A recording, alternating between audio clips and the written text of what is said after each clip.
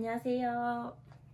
2월 5일 와플터치 본문 말씀은 출애굽기 39장 22절부터 43절 말씀입니다. 이제 성막에 필요한 물품들이 거의 다 완성이 되었습니다.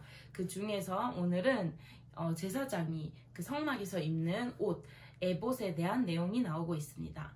여러 가지 재질을 사용하고 또 다양한 색감도 쓰고 또 특별한 장신구의 모양도 있고 그 옷에 여러 가지 자세한 모양새들이 나오고 있는데요. 이 에봇의 모양이나 또 성막의 모양이 더 궁금하다 하시는 분들은 인터넷에 검색해 보시면 또 참고할 만한 그림이나 사진들이 많이 있으니까 함께 보시면 좋을 것 같습니다. 네, 이 제사장이 입는 에봇의 구성품 중에는 머리에 쓰는 관이 있었습니다. 이 머리에 쓰는 관 앞에는 금색의 패를 달아서 여호와께 성결이라는 말을 새겼다고 합니다. 제사장이 알아야 할 것들은 아주 많았을 것입니다. 하나님께 그 제사를 드리는 방법, 단계, 또 그 도구들을 사용하는 방법, 그 도구들을 관리하는 법, 또 절기마다 드려야 하는 제사들을 기억해야 될 것이고, 또 제물을 이제 손질하는 법이나 향을 피우는 법 등등 아주 많았을 텐데요. 이렇게 기억해야 될 것들이 많았을 이 제사장의 머리에는 여호와께 성결이라는 그 말이 새겨져 있었다고 합니다. 이것이 무엇보다 중요하고 잊어버려서는 안 되는 것이기 때문에 이렇게 머리에 새겼겠지요. 그리고 또 우리 시험 공부할 때 안 외워지는 것들은 막 이렇게 손등에 적어서 외울 때가 있지 않습니까? 하지만 이것은 이렇게 자신만 보는 곳에 적은 것이 아니라 모든 사람들이 바라봤을 때 가장 눈에 잘 띄는 얼굴에 머리에 딱 이렇게 적었다는 것은 여호와께 성결해야 한다는 것이 이 제사장에게도 중요하고 또 이 예배를 바치기 원하는 그 백성들에게도 아주 중요한 내용이었다는 것입니다. 출애굽기 시대에는 하나님께 예배를 드리려면 제물을 드려서 이 제사장이 그 제물의 피를 흘려서 그것을 또 하나님께 제물로 올려드리고 또 하나님께 나아가기 전에 다시 물통 앞에 가서 물로 자신의 몸을 깨끗하게 정리하고 또 자신의 몸도 정돈한 다음에 비로소 성소에 들어갈 수 있었습니다.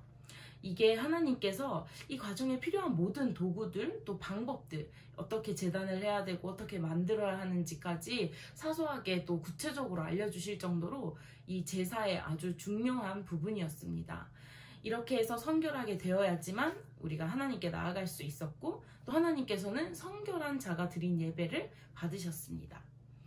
그렇다면 지금 저와 여러분들은 하나님 앞에서 성결하기 위해서 어떤 노력을 하고 계신가요? 저희는 예수님의 피 흘림으로 인해서 이런 복잡한 과정들을 거치지 않고 이제는 하나님께 우리가 직접 예수님의 이름으로 나아갈 수 있게 되었죠. 수단과 방법이 쉬워진 만큼 저희가 가끔은 이런 하나님의 은혜를 쉽게 생각할 때가 참 많이 있는 것 같습니다. 이제는 우리가 예수님으로 인하여 하나님께 나아갈 수 있는 왕같은 제사장들이 모두 다 되지 않았습니까? 그러므로 이 제사장의 머리에 적혀 있었던 여호와께 성결이라는 이 단어를 우리 각자의 마음 가운데 새기고 여호와께 성결한 하루하루, 하나님 앞에서 성결한 하루하루를 살아가셨으면 좋겠습니다. 또 에봇 제작을 마지막으로 32절 말씀에 이렇게 해서 성막의 모든 일이 완성되었다 라고 합니다. 그러면서 이제 성막의 모든 준비물들 쭉 이렇게 나열해서 나온 다음에 43절 마지막으로 나오는 구절에 모세가 그 모든 것을 점검해 보니 그들이 여호와께서 명령하신 그대로 만들었다. 그래서 모세는 그들에게 축복하였다 라고 합니다. 성막 제작이 완성된 것은 아니고 성막 제작에 필요한 물건들이 이제 준비가 다 됐다는 것인데요. 이 성막은 하나님이 거하시는 곳이죠. 또 하나님을 만날 수 있는 장소죠. 그곳을 위한 모든 물품이 완벽하게 완성이 됐고 또 그것을 잘 하여서 모세를 통해서 하나님께서 그들을 축복했다고 하십니다. 지금 우리에게 있어서 하나님을 만나는 곳이 어딜까 한번 생각을 해봤는데요.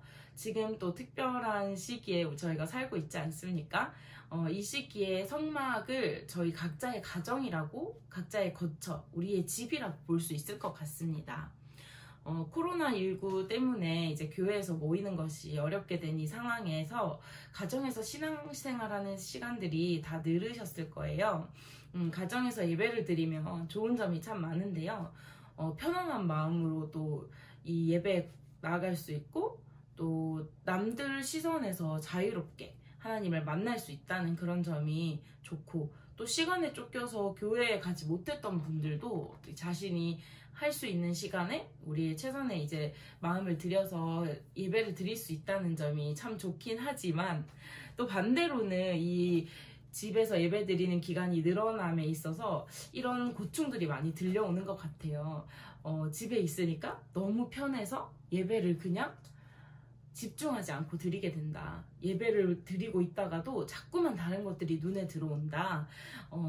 또 교회에 가서 예배 드릴 때보다는 어떤 몸가짐이나 마음가짐이 준비 없이 그냥 예배를 틀어버리고 시작해버리고 말 때가 있다 라는 그런 고민들을 많은 분들이 하시는 것 같습니다. 성막에 필요한 것들을 하나하나 하나님의 말씀대로 정성 들여서 만들어 완성시킨 다음에 그것을 하나님께 칭찬받고 축복받았던 이 민족들처럼 우리가 또 이 각자의 성막, 우리 각자의 집에서 예배 드리기 전에, 또 각자의 경건의 시간을 가지기 전에 이 각자의 성막인 우리의 집을 잘 정돈하고, 또 우리의 마음을 하나님 앞에 성결하게 잘 지켜서 우리가 주님께 멋진 예배를 올려드렸으면 좋겠습니다.